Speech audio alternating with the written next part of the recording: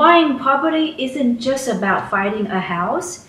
It's about buying in a location where people actually want to live. Pick a wrong spot, your investment could sit empty or lose value for years. I once coached a student who bought a rental in a cheap neighborhood. She thought it was a steal, but the job was leaving, school was declining, and renters was hard to find. She learned the hard way that locations matters more than price. Do you know how to spot a city or neighborhood that will grow in value over the next 5 to 10 years? Today, I'm sharing exactly how to do that so your investment actually works for you. I'm Korianne. For those who are new here, welcome to my channel. I have been investing in cash flow real estate for over 20 years and achieved my financial independence in my mid-30s by consistently investing in cash flow properties. My passion is teaching other women how to invest smartly, avoid costly mistakes, and grow wealth through real estate. So today, I'm breaking down how to buy property where people want to live, why job and population growth are so important, how to spot good and bad markets, and what area to avoid even if they seem cheap. So let's get into it. So when it comes to investing in real estate, you want a location where people want to live today and in the future 5 to 10 years from now. Here is how to spot them. Number one is analyze population growth trends. Look for cities and neighborhoods where population is increasing steadily, 1 to 2%. Young professionals, families, and retirees all drive housing demand. The tools that you can use is census data, city demographics reports, and migration trends. Number two, tracking the job growth and employment data. Area with growing job opportunities attract renters and buyers. Look at new company openings, expanding industry, and unemployment trends. Sectors like tech, healthcare, logistics, and education often fuels the long-term growth. Number three is monitor infrastructures and commercial developments like new roads, public transport, hospitals, and shopping centers signal growth. City investing in infrastructure often see rental demands and property appreciation rise. Number four is study median household income and housing affordability. Strong income level indicate renters can afford your property. High affordability relative to median income attracts long-term tenants. Number five is follow city announcements and migration patterns. So you need to keep an eye on new employers moving in, large-scale housing projects,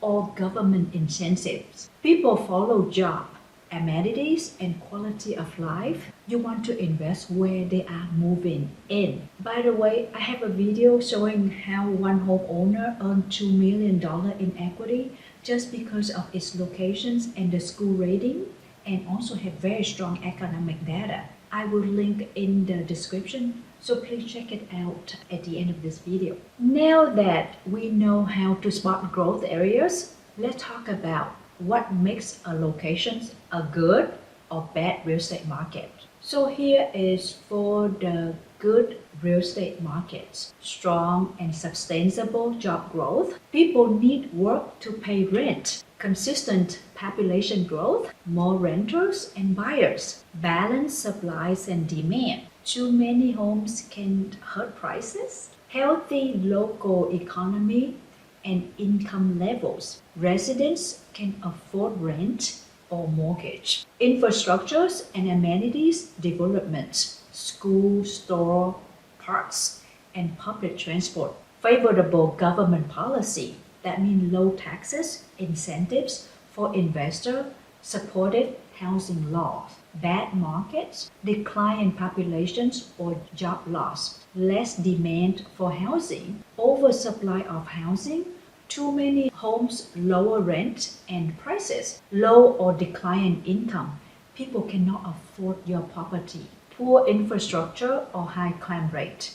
Decreases property desirability. Unfavorable regulations or taxes can eat into your returns. Market in downturns or recession phase. Short-term losses, long-term risk. Here is a story. I guided a student to invest in a city with a strong job growth and rising populations. Within 2 years, her rentals was fully occupied and property values went up. Contrasts that with her friend who bought it in the shrinking town. She struggled to find tenants and barely cover her mortgage. Even with good indicators, some markets are still too risky to touch, even if the price seems low. So let's talk about those next. Sometimes a cheap home isn't a deal, it's a trap. Here is what to watch out for. Number one is markets with high risk of price declines or a crash. Cities facing economic downturns, high unemployment,